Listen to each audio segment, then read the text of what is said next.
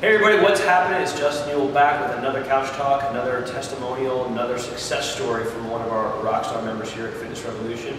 I am with Shanna, and I am super excited about this one because this is an amazing transformation story, and not just losing body fat. I mean, you can look at it; she's absolutely gorgeous, but it's the personality that's come out, it's the experience that's come out, and we're going to get into a little bit about how she started with boot camp and some major life changes.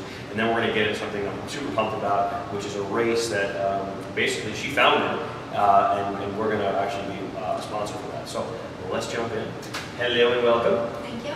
Well, why don't we just rewind back to last fall 2000.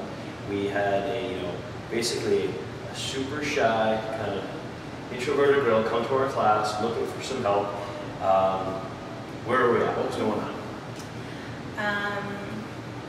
My mom had just passed away, and I had just had a baby, and I was dealing with depression, and it was a very, very hard time in my life for me, and I just, the stress of losing my mom, I gained a lot of weight, and baby stress, and all that, and I just had gotten really fed up, and I just cold turkey cut my depression pills and thought I needed to be exercising and getting back on track, and so I found boot camp and started running. So there we are. So we're talking real life here. We're talking life and death. We're talking babies. We're talking being a mom, being a working mom, your business, depression, things that a lot of people here deal with. I've been there myself, and it takes a lot of courage to just say cold turkey, here I go. So that was a huge step for you. Okay. So what was it like in the first sessions or months, weeks? Well, it was good. I mean, I felt good getting moving again, and I started noticing right away more muscle tone, but I just really couldn't get my diet on track because I just couldn't deal with still having a baby not sleeping through the night and just still all the stress and the pressure.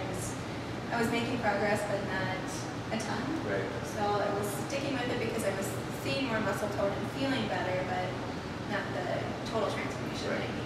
And let me just clarify, we are actually in the middle, or the end, I should say the end of our Maximizing Metabolism program, which has been a huge transformation for you. But we've talked about this with the other members, and how a lot of members in your situation too, who were feeling better because they were working out, they felt good about that, but maybe weren't seeing the changes. Sometimes we do these interviews or we hear stories of people, and they drop a dress size in 2 weeks, or they transform their life in the first 12 weeks, and that wasn't the case.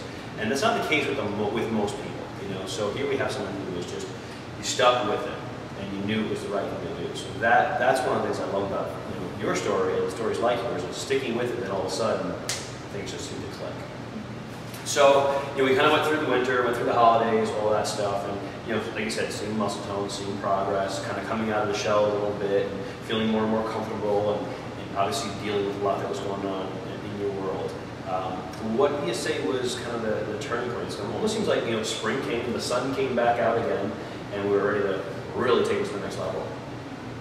I think I just really started connecting with people in class and feeling more at home here. Like it was a family, and people noticed if I wasn't there. Yeah. And where were you? And that's kind of nice. And I think it was just kind of listening to things you were saying more. You really have to get your diet in line, and I kind of struggled with that for a while. But once I really got there, I got there, and it doesn't it's just now how I eat. It's just automatic for me to eat healthy and not make bad choices. It's kind of one day at a time for me. I just think that, one decision at a time, one day at a time. Perfect. That's the way to do it. So, the thing you brought up, which I thought was really good, was, feeling connected to the group, which is something we really strive for. And that 9:30 class, there's definitely something about it. It's a lot of moms, a lot of or people like yourself who run their own businesses and, busy, running around that crowd. So, if you're watching and you are one of those people, you've got a home here where people are just like you. So, we really kind of connected, and then we added in the Tuesday, Thursday classes. We had been doing that, but then we got outside. And talk a little about kind of the run club. What was your thought process going into the run club? Going from being inside, cardio core is one thing, but now when you go outside and actually run. Yeah. Well, you know, when I started the Tuesday, Thursday class, it was just kind of, I came because you said there was a try it out, whatever, and I came and I was like, okay, I need to do this, because, you know, the extra cardio, I think is just something I was doing at home on my own, kind of half-assed, you know, so coming to that class was really, really helpful for me, gave me a good boost, I think, especially energy level, just doing more cardio. And then when that rolled into Run Club, I was like, running? I am not a runner. Are you serious? You know? So I thought, okay, well, it's an opportunity. It's a challenge. Let's see if I can do it. And now I love it. It's fun, and I enjoy it.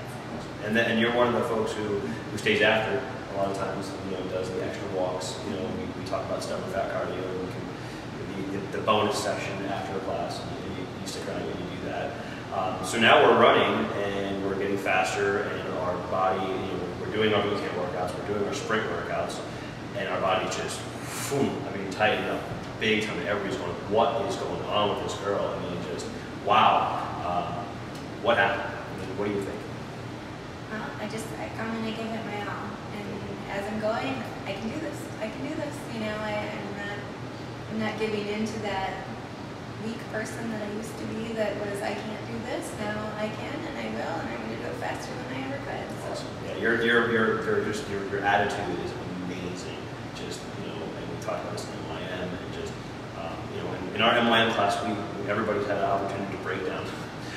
Everybody in the class, yep, you're included, and really just start to say, you know what, I can do something if I want to, and it's okay to take care of me. You know. How was that maybe part of this whole transformation? You know, I mean, obviously everything you went through with losing your mom, and then, you know, having a baby. I mean, having a baby is nothing about you. It's always about the baby. It's always about the baby. I mean, how do you fit you into this world? What was that switch for you? Well, I think that's one of the things that Fitness Revolution has really done for me. Is it's given me a time frame that is just for me. My whole life has revolved around my family and their needs, what my kids need. They're always first. They always will be. That's just part of being a mom. But I know that boot camp class time is me for me, and it gives me so much. I mean, it empowers me. It gets me exercising. It gets me moving. It gives me energy. It makes me feel great about me, and I can take that home to my kids. Teaching them about what foods are good for them, and you know, is that going to give you energy? Is that going to make you strong? You know, and my 3.5-year-old talks about exercising. You know, oh mom, when I was exercising at school, and I think that's great for him to learn how important those things are early on. Yeah, without a doubt. So now we're in the Run Club. We're halfway through. Actually, we just came off for a break week, so week 7 starts next week of the program. And let's talk a little about this. I mean, it's ironic that we're running now, and so what do we got? Tell us what we got here. All right, the Twin Cities Lung Run and Walk is a walk that my mom and I and a handful of other really wonderful people started back in 2007. My mom was diagnosed with lung cancer in 2006, and after she was done with surgery and chemo and was feeling good again, she started looking around of how can she give back to the community, and you know, what can she do about this? And there's nothing around here, nothing for lung cancer. It's so grossly underfunded. So we ended up driving to Chicago, which is where her sisters live, and they have a walk there. So we attended that, and it was just really amazing to see her finish that walk and connect with other survivors there, and just feel, you know, it's empowering. They're really, really wonderful events to do. So after that, she looked at me and my sister and said, we have to do this in the Twin Cities. And I was like, okay, here we go, Mom, you know. My mom was just, she was an amazing woman, just full of life and just phenomenal. So we came back and we talked to her nurse navigator, and she's like, oh great, I know a few other people who want to start something. So we got together and started the walk. Exactly, yeah. So got together with this other group and we started the walk in 2007.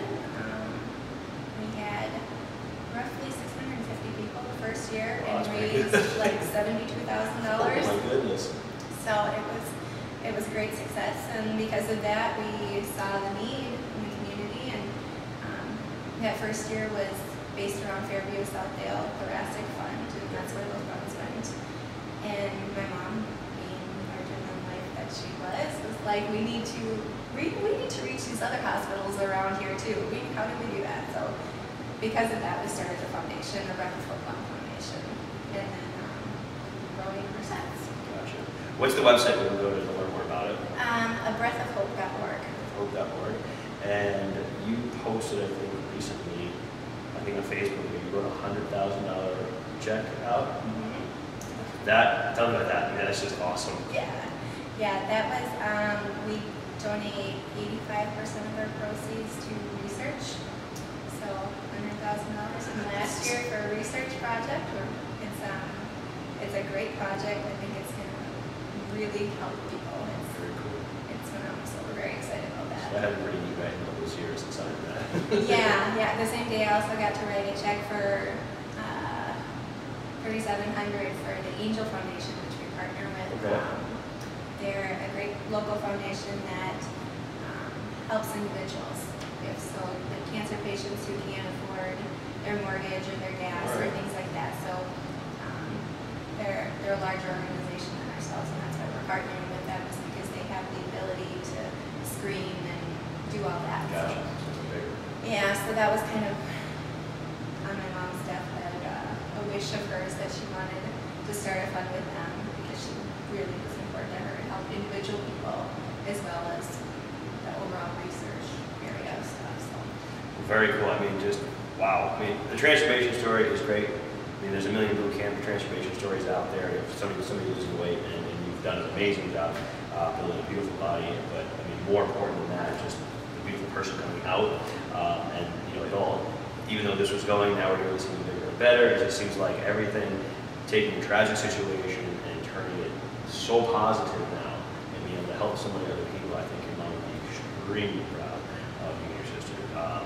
It's super cool. So we are going to get involved in this. I've made a pact. I always have this little running joke. I've trained runners before, and going back all the way back to 2003, I think it was, when I trained my first runner for her first 5K. It was somebody who had lost a significant amount of weight, and that was a year goal. It became a half marathoner. Long story short, I never actually ran a 5K myself. I never competed in a 5K. It became kind of a running joke. I would train people for 5K, but they were actually competed in one. It's like this anti-competition thing. So it's been going on for 8 years now, and I have decided to break my pact with myself, this stupid little joke, and I'm going to run in the long run, and more than that, we are going to have our own team, the Fitness Revolution team. So actually, after we are done filming this video, Shanna's going to go back and create the team online.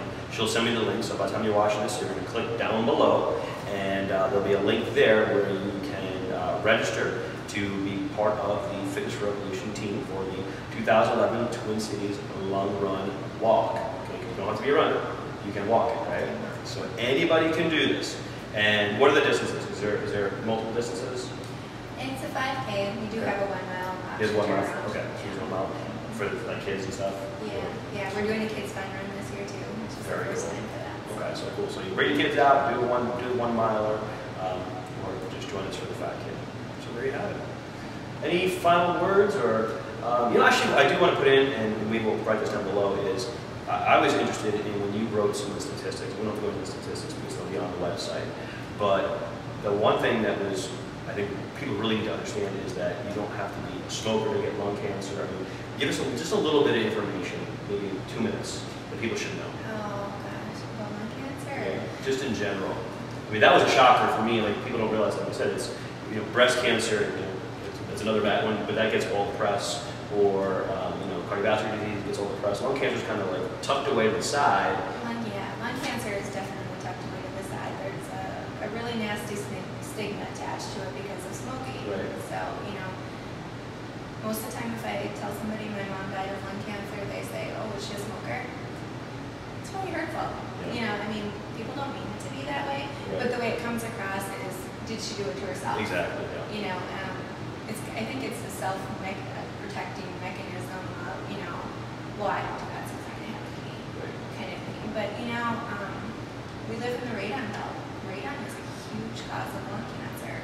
Second cancer, stress, any type of cancer. How does anyone get any cancer? Right. You know, stress, diet, you know, exercise. There's all sorts of components to it. So one of the things we really try to promote is that, you know, you didn't do it to yourself. Anyone can get cancer, and we still want to, you know, we still want to find a cure for cancer in general. Cure for lung cancer, great, because it's the #1 cancer killer. It's phenomenal. It's outrageously underfunded. So. Well, there you have it. Some interesting facts I'm sure you didn't know. I certainly didn't know until now. So join us, give us some support, and come on out and have a little bit of fun.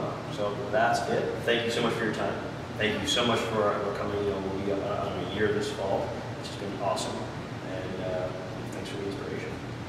Thank you. All right, everybody. As always, have faith, take action. Bye-bye.